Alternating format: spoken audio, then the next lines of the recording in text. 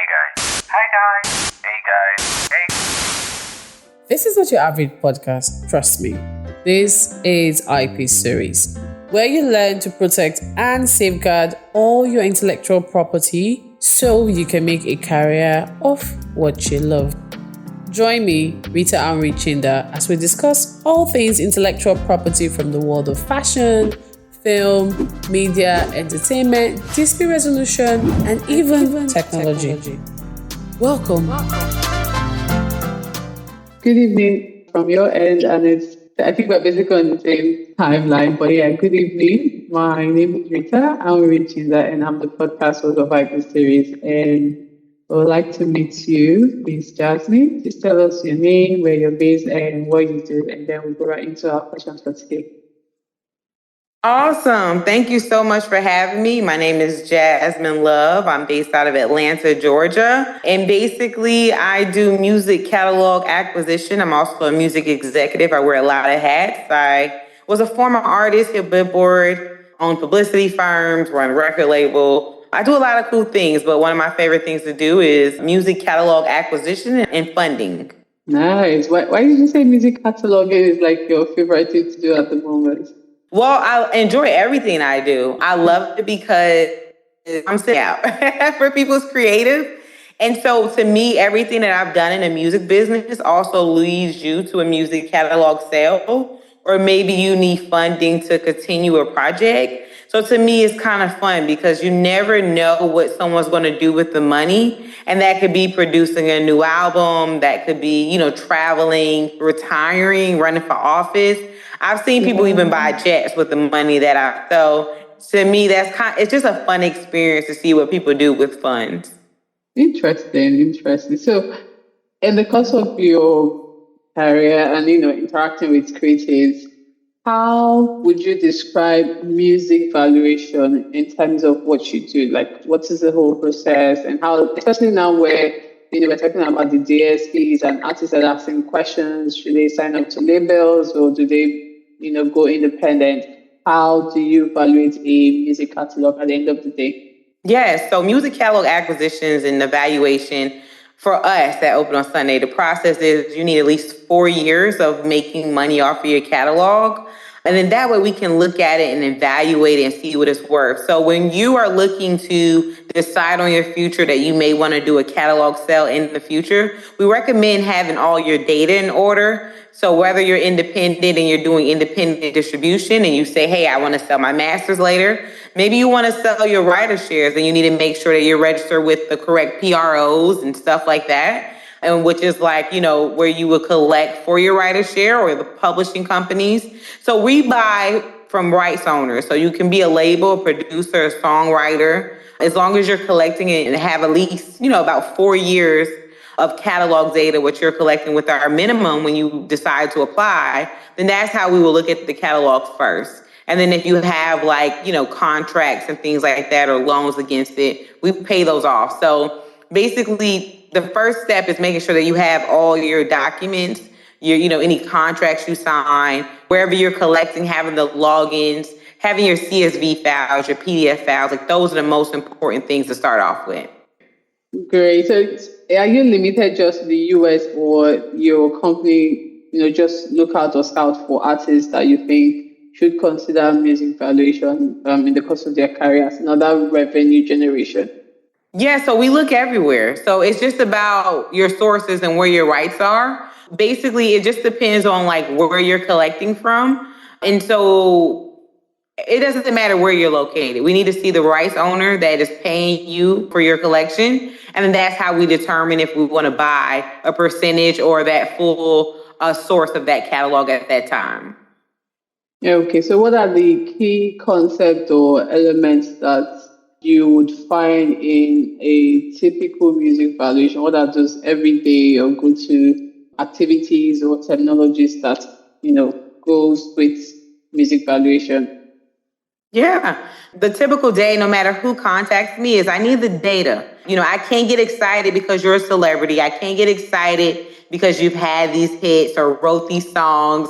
I can't get excited about it. Even though I may love you and I think you're amazing, we have to do business. And so when you have to do business, we got to see the data. So as long as we can get the data in, that's like always the first conversation. Like, hey, this is so-and-so, and they had this many platinum hits, or, this person's doing this independently. And it's like, that is amazing. I will add you to my playlist. I will support your artist. I will support you. But in regards to getting real evaluation of your catalog, we got to get the data. We need the logins. We got to see the numbers. We got to see what you're collecting and what you actually own, what percentages, and all that takes precedence in us providing an offer. Very interesting. I mean, what really got me was you saying, even if you like the artist and all of that, I mean, you're fine, but you have to hold yourself and be all professional and be like, no, I have to do my job, get the right information, and I don't get derailed by all of that. But then what are the kind of catalogs that you go after mostly? Or is there like a specific genre or a kind of artist that you're comp with you? No, we want all music. We buy all genres. Of course, we did a deal with BB King, which was amazing, which is jazz and things like that, blues. Oh, correction, yeah, blues. I'm so sorry, forgive me on that. But we purchase everything: jazz, rock, alternative, Latin, gospel, country, Afro beats. I mean, we're not limited, to anything. The main thing is the data that's associated with it. And the great thing about our company is that we are real music lovers. So we would get on a call and we're supposed to be talking business, and we'll talk about new records, or we'll talk about old songs and have these conversations because we all have a different love music or music genres. And so it's really great that we're not only in the business of, funding people, but we're actually music lovers. So for us, we buy all genres. We always have since the company opened, and we still do. So as long as your data is right and your information is clear, we're interested in your genre. Fantastic. So other than the data, you also have to be a music lover at the end of the day. So what other factors would you say influence the pricing when it comes to music catalogs and, music rights in the course of your interaction with creatives? Yeah, so the things that impact is like how long you've been collecting for. You have some catalogs that come in are legacy catalogs that may have been collecting the same for about 20 years. So that catalog is at the same level, and we know that it's going to make that same money for another 20 years. So there's really, that makes a difference. The sources, that changes things. Like, what are you selling? Are you selling us publishing? Are you selling us your masters? Like, we buy everything. So we just need to see what source that is and how long it's been collecting for. So really for us, it's kind of hard to put stuff in a box. We just need the data and information. And that's what I stress more than anything. It's like, when you're ready to sell a catalog, or if in the future you're going to sell a catalog, have your data and information together, know how to get to your accounts, and know how to reach your rep at your companies, So that way, if you need to send an email, some people are like, I can't reach my person to send you this document. And it's like, you want to just stay in touch. You want to have those contacts because you never know. You may need to ask them a question. You may have a loan or advance there. And you may need to say, hey, what's my balance? I'm trying to sell open on Sunday, and, they're going to take care of my balance. So you want to make sure that you have all that information because it's good data for you as an artist to really know what your catalog is doing. And a lot of artists have different sources that you're collecting from. And sometimes you may not want to sell all those sources. So I just say, with every catalog, it's always going to be the same in regards to leading. Everything starts with the data. And independent or major. So data is very important, especially when you're talking about streaming platforms. So how has streaming platform impacted the valuation of music in this present music generation, if I may say? Well, streaming platforms, of course, I use streaming platforms every day. It's a great place for music discovery. It suggests music to me as well. That has helped a lot of independent artists sell, their, masters, et cetera, to us, or, that source. And so for me, like, we're not focused on if one is better than the other. We just look at if you're meeting our minimum and if we could do business with you based off of that platform. We actually have a playlist, which I'll send you the link for that, of some catalogs that we've purchased. And we kind of created some cool playlists and things like that. And we're actually about to, I don't know if we dropped the 2025 one yet, but it's definitely coming soon. We're going to put that on our website. But our playlists are pretty cool. It has a mix of country and rock. It's just a really dope playlist of classics and new records of some catalogs that we've purchased. So for us, we love streaming music. Like I said, we're music lovers. So while I'm working, I'm just streaming music on different platforms and also discovering new artists on different platforms. And a lot of times it does give like credits and information on those records. And those are things we do look at. So when you submit in a catalog, you can actually send in like your streaming links or your Spotify link as well, or your Apple Music or whatever platform that you prefer to use. And you can send that over to us, and we kind of review that and talk as a team and put stuff in our, machine and then let it push out. But we as humans discuss what this catalog is and what it's doing. And then that kind of helps with the valuation of the catalog.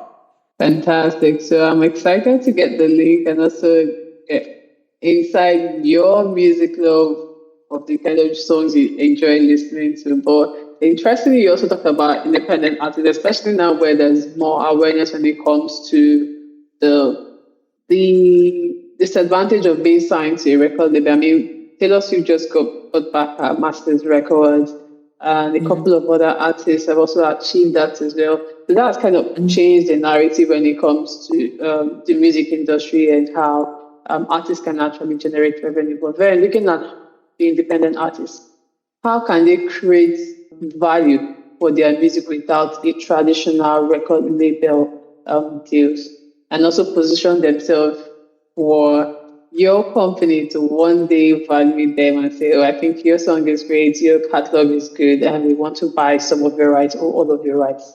I would say this: put out the music. Be a creative, build a community.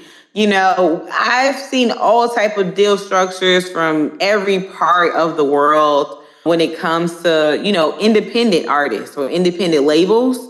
And so you can do it. I just sent an offer out for a crazy amount of money to an independent rock label. And they just kept putting out artists. They kept building, they kept growing, and they just didn't stop. And so my thing and my message to everyone is just that, be a creative, but also know the business of just having your information. The record label, have your business together. The artists on that label know how to get your statements, your information, your producer, your songwriter.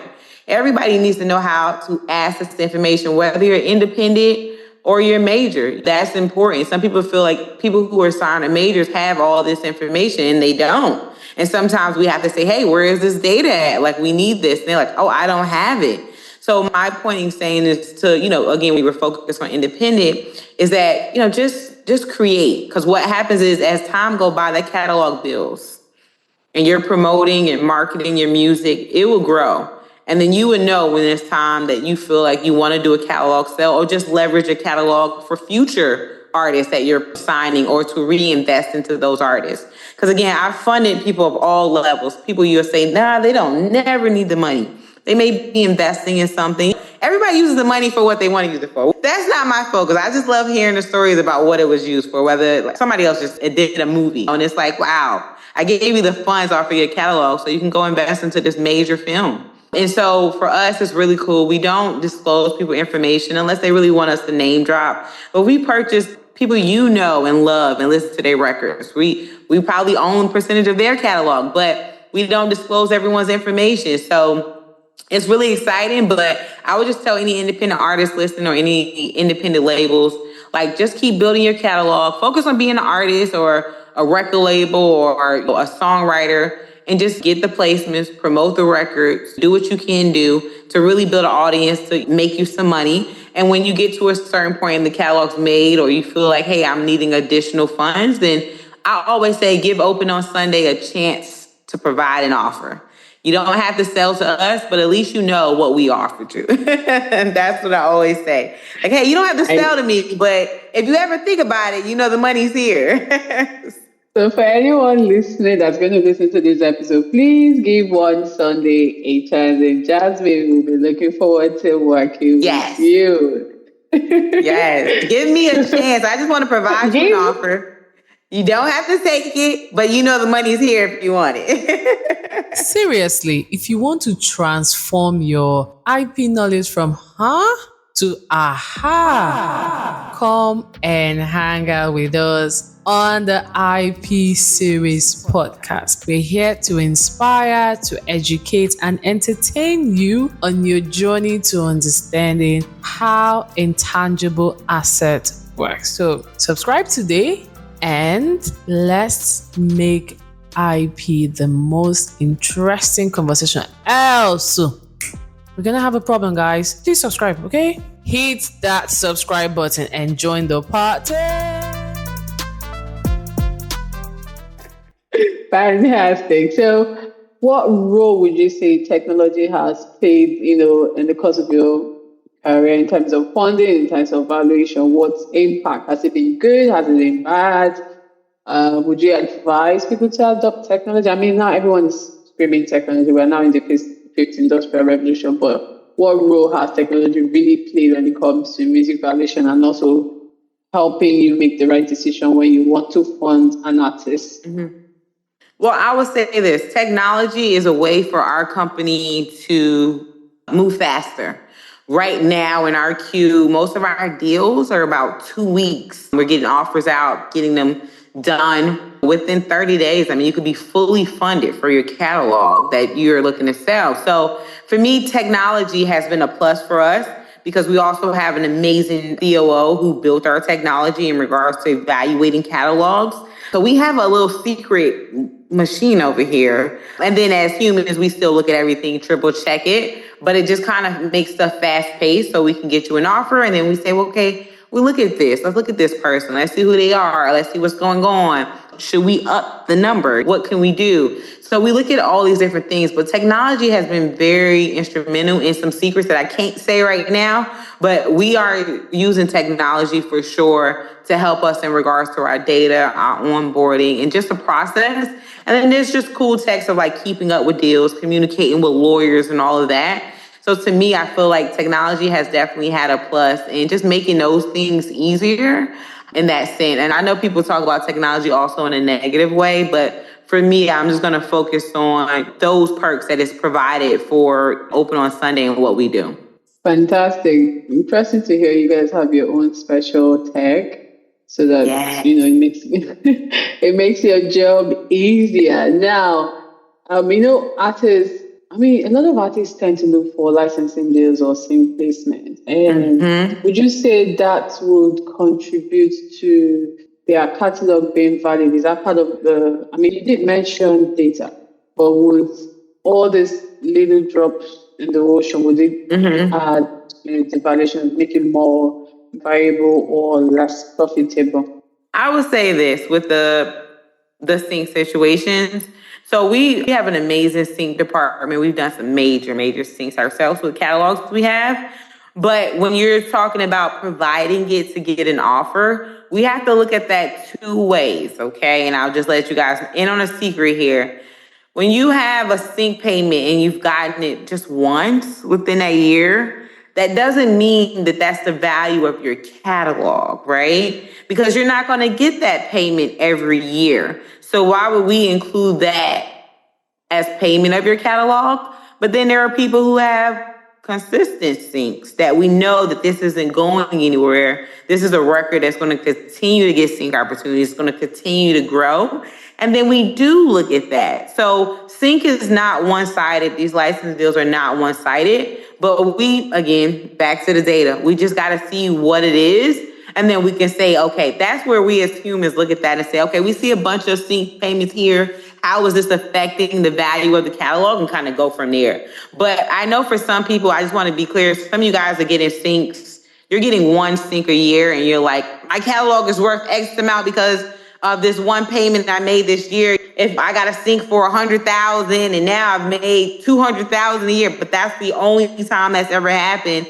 And it may not ever happen again. Hopefully it does happen for you again, but it's kind of hard to evaluate that. So for us, we got to look at the paperwork. We got to look at the data. And that's how we hear. I say, if you're getting syncs, that's amazing. It can up your catalog, but also I don't want a seller to think if they got one sync payment or it's like one off, that determines their whole catalog, if you get what I mean. So I guess from the one-time sync placement, it's like a premature decision for any artist to, start considering valuation of their music catalog.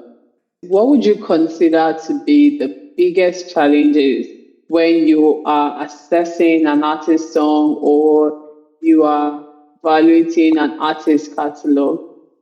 I would say getting the data.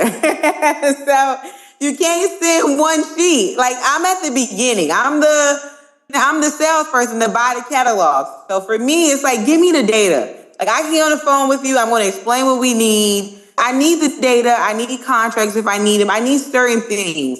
That is the hardest part about evaluating the catalog. If you don't provide that and then we send you something you don't like, you're going to say, oh, now you didn't include this. Now you're adding more data, which is fine. I'm very, very patient. No hard feelings there. But I just feel the hardest part is just getting the data and information. And I would say, that's basically it. The second hardest part is probably just waiting on people's, maybe their teams or people that they're waiting to hear replies from. Not on our end, just as far as things they may not have had in order or don't have the info. And I noticed that a lot of sellers kind of get tight with like their partners or places that they release through, and they're like, man, I can't reach them, and they're kind of upset. So it's not really hard for us, it's just for them in those spaces. So I just kind of feel sorry for them in regards to that, as they're waiting on the event to hear it back to actually do a catalog sale. But otherwise, the main thing for me that I deal with, which is hard, is just making sure you have all the data in, because I can't send you an offer if I don't have the data. And I think I want all sellers to understand that. Like, again, I love you. I love your music. I watch your videos. You're on my playlist. I'm getting on the phone with some of these people. I'm like, oh my gosh, look who I'm talking to. But I need the data. I need the data. You are forever standing on business, Jasmine. The data is so important to you. Even if you're a fan girl, data comes first, and I totally understand. Yes. I get off the call like, oh my gosh, so cool. And then I love hearing the stories. I've connected with so many. When you hear the stories about people in the music business, you get on the phone, they decide on a catalog sale and across genres. Sometimes I'm talking to managers who manage some of the biggest stars in the world, and it's just so much fun. And so that's why I love what I do as well, because now it's like, okay, you want to sell now, or you want to invest, and what are you going to do with it? But then the stories that come along with it are priceless. So again, I do fangirl out, even for a lot of people who are professionally in the business, because I'm always learning and growing. But I still get on the phone with them, and they'll tell you if you run into somebody like, I still need the data.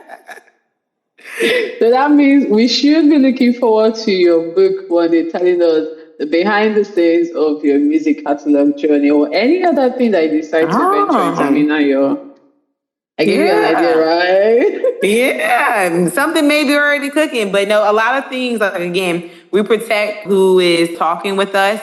But I could actually do a book on just like preparing yourself for a catalog sale and mentally, because I've seen everybody at every stage, and some people just sell for fun. They just want the money. Hey, I just want the money. I don't blame you. So, but other people have different reasons, and that's something that I might actually focus on. It gave me a little something there, Rita. I like that. Okay, I like that as well. So after data and fangirling and just documentation, what would you say are the major disputes or disagreements or conversations that have been very difficult to have? I mean, I think you just focus more on the artists themselves. What about artists or the legend catalogs and having to deal with the family and explain to them why valuation or selling some part of their work will help build the visibility of that catalog? I don't know if you get my question, but then what are those peculiar or constant disagreements or disputes that you've encountered and you're like, okay, I think I need to stop being a fine girl and then just solve this and I get it over with? Yeah, sometimes people don't know what they can really sell. So that could be disappointment, that could be a disagreement. They could be not understanding of what the offer is or the deal, that not understanding the terminology. So that's why a lot of times it's great to have a lawyer involved. I know a lot of sellers like to bring their lawyers in at the end, which is okay, but sometimes in understanding languages and terminology or things that you signed prior. I've seen that a lot. A lot of people are not familiar with things that they signed off regarding their catalog when it comes, and now they're ready to do a sale. So I say, get you a lawyer that you can trust and that's good and responsive, and just make sure you understand what you're doing. And even if you get this lawyer after you've done all this business, I say let them look at it and see where you are now and see if you can do a catalog. And then there's some people I say, hey, you can come to us, go ahead and provide everything. We get you a contract and then bring on a lawyer to look at it. So my thing is that I think that just understanding, some people understand the music business, the business part of it, and some people have just been creative. So I would say that's the hardest discussion sometimes, is someone calling me back and maybe we gave them this big offer, which they don't realize is a big offer, because they're saying, hey, I'm this person and my catalog is worth X amount of dollars, right? But the data is showing otherwise, or they don't own what they thought they owned. All of that kind of runs into it, or they're not collecting the amounts that they're collecting. But again, we have a crazy tech that our COO that's data driven. It also provides this data to the seller, which is really beneficial. So it helps the seller understand that. So our thing is to try to solve problems, but we never force a sale. We just want people to know that Open on Sunday is here for you. If you want to sell your catalog and you want an offer, we just want to be considered one of the companies that you consider for the sale. But we're not here to force a sale. And more importantly, sometimes I've turned down newer talents who haven't even collected all their funds yet. We want to make sure that you're winning, because we're not here just to take from people or take from creatives. This is a part of you. This is a part of who you are. And so for me, being an artist as a kid, I'm passionate on that side as well, about selling what I've created and what I put my life into and things like that. So for me, I would just say the hardest part of it would just be, understanding an offer, understanding terminologies or what a person can actually sell. And again, we have a great staff. We'll all communicate to you so you can understand. But we also too, hey, if you're not understanding something on the language from us, if it's something from our side, then we recommend getting a lawyer for sure. Fantastic. I like the fact that you kept hammering on the importance of getting a lawyer to help you explain all the finer details when it comes to the process of valuing a music catalog. But then let's go to I'll consider it to be an interesting conversation because it's hot topic right now, and that's on artificial intelligence. Would you say artificial intelligence has impacted the way you value your music? Because there are conversations about farming of music where artists go the extra mile to ensure that they have more streaming numbers. And you have rightly stated that data is one of the things that you consider during music valuation. So now with AI, we've seen record labels trying to sign agreements with AI companies. How is that going to impact music valuation in the future or in the present day? I think everything that's new and does what it does is going to impact everything. I'm not a lawyer or a person that can speak on how the business will affect. So I wouldn't want to say the wrong things to mislead anybody. But I will say that we have the tech and we can see the data. And we're most likely going to know if something isn't what it is supposed to be. So we have a strong team on our administration, but that's a story for another time. But in regards to all the other things that are happening, I'm just watching it and I'm learning as well. So for me, I would say I would talk to a lawyer about it. I would be like, hey, what do you think? But in regards to AI and things like that, right now, I'm very hands-on. I talk to you. I'm going to write you the email, those type of things. But I feel like in life in general, some things become a little easier. But when it comes to a catalog sale, that is something I would talk with a lawyer about. But for us, we want to buy from people who have real catalog to sell, real data. Thank you so much for that. And we're wrapping up in a bit. So I'm going to ask you, what are those trends that you've noticed from when you started evaluating music catalogs up until today? What are those trends that you've seen? Has anything changed, or has it evolved, or is it still the way you met it? No, let me tell you. When I got into the catalog space, let's be very clear, okay? Yeah. I'm gonna be honest. I got into the catalog space. I owned a publicity firm for 13 years, knew a lot of people. People wanted to come to my events, etc. I have a nice phone of contacts. I have a lot of known people on, okay? And so I made the calls and kind of see how this worked. And I'm like, oh, wait, I could do this. I don't know anything about this on this end because as an artist, I was focused on the artist. My parents was focused on the business. And so now I'm understanding this whole publishing world, learning and things like that. I'm now 7 years in and I've been doing purchasing catalogs of all levels from all type of rights holders. So my thing is, at first people were looking at me like, I'm not selling my catalog, or who are you? So for me, it's more personal. It's like, why are you coming to me to sell me? You buy catalog, or what you talking about? Why would you want me to? I'm insulted that you said it. Now, 7 years later, it's like, how much you gonna give me for? You know what I mean? It's a different conversation. I think before people needed to learn, like I said, I just said this even when you asked about the tech. With technology, things change and people learn. And I feel like with the catalog space, people understand the leverage of that. There's catalog sales and acquisitions have been going on since the beginning of time. But the thing is that it's just understanding it more. I see more people who are not afraid of a catalog sale. They understand how to use it in their business to benefit them.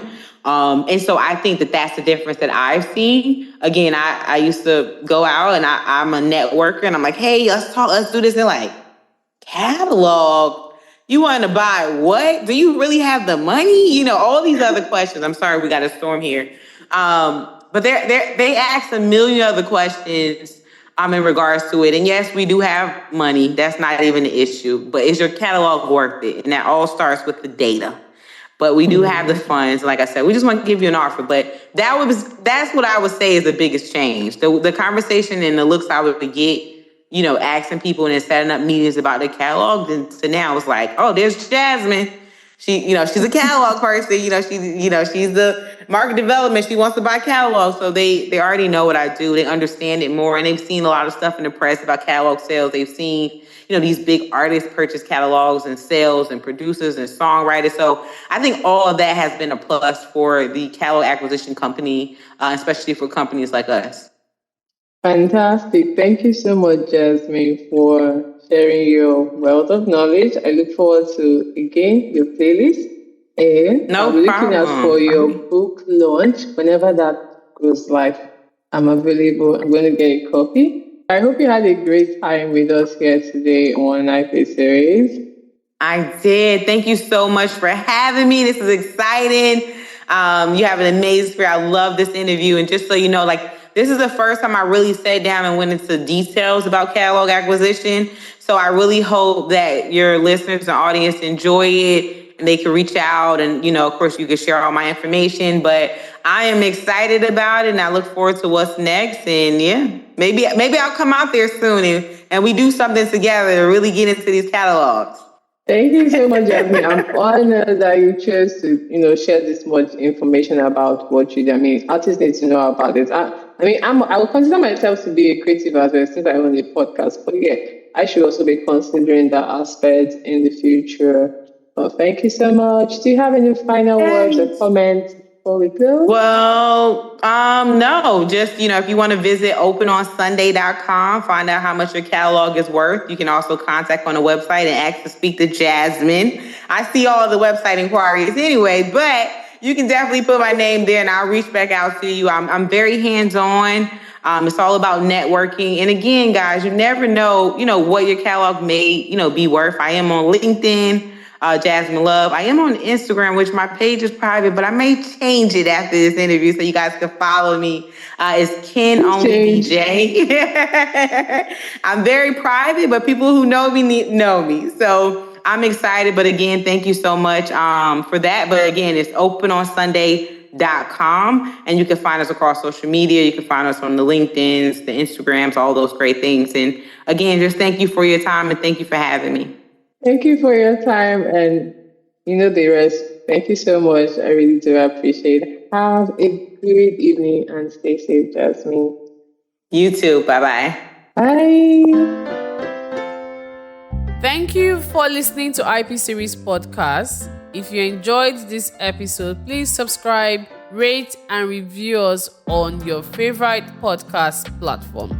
Don't forget to share it with your friends, family, and colleagues. You can also follow us on Instagram at IPSeries with Esmeraldo ESQ or Twitter at IPSeries1 or send us an email to ipseriesInfo@gmail.com. Until next time, stay tuned and stay informed.